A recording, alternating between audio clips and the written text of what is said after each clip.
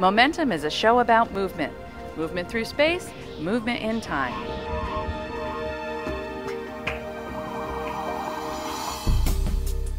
We invited 10 super creative people to intervene, to each pick a work of art in the exhibition and respond to it in his or her own way.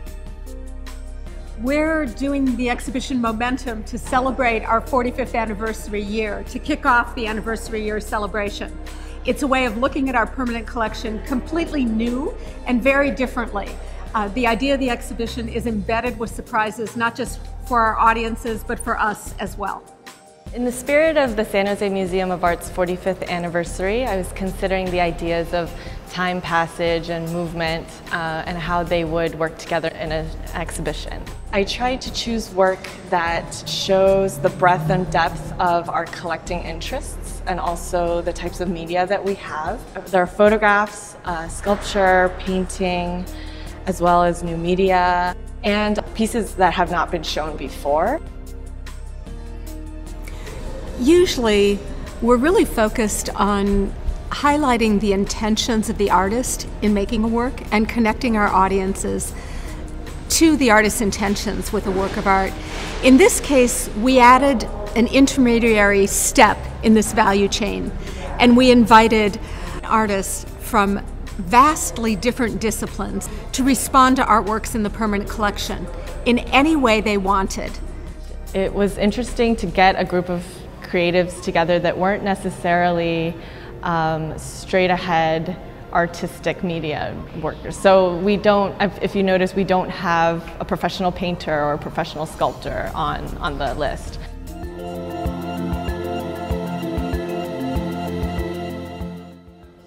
Well, it was exciting. I mean, the whole idea was pretty exciting. It was really fun for me to meet the artist over coffee and talk with him about our parallel paths. The first step for me was to just find something that spoke to me.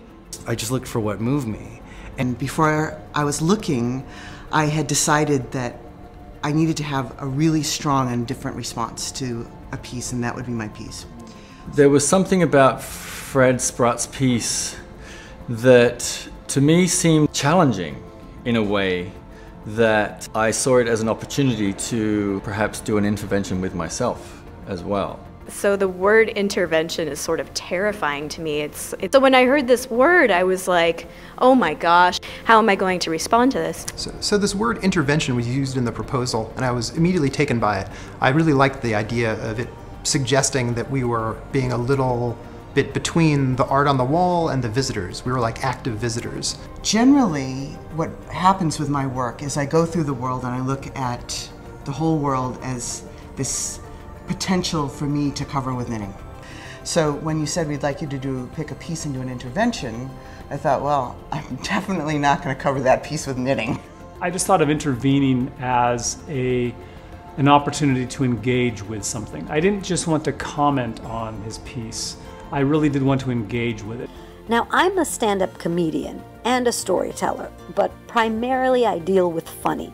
So it took a lot of courage for the artist of Infoglut to allow a stand-up comedian to respond to the piece. I never felt anything but care for the piece. It was inspiration was the word that I chose to use to react to her piece. I had the benefit midway through the process of getting an email from the artist himself, which I wasn't expecting, though I was anxious about getting it. So I didn't think it was going to happen, but my sense was that if it happened, it would not be a good thing. But he had heard some of the music that musicians were posting online, and he said that he felt that quite a bit of it fit. As far as perhaps the most surprising thing, I think that we would rarely paint a background for a work of art and install a painting on another artist's background. It's just very different from what we would do unless it was an installation. I felt that if I did something that was adjacent to it, especially since I also am a 2D artist, it wouldn't truly be an intervention. I wanted to have our works be combined to make something else. Well, in some sense, my piece does come between Calder and the audience initially. It's very carefully placed in such a way that the first thing you see is the screen and the projected shadows, not the Calder piece itself. And so in that sense, it's an intervention because it is between Calder and the viewer initially.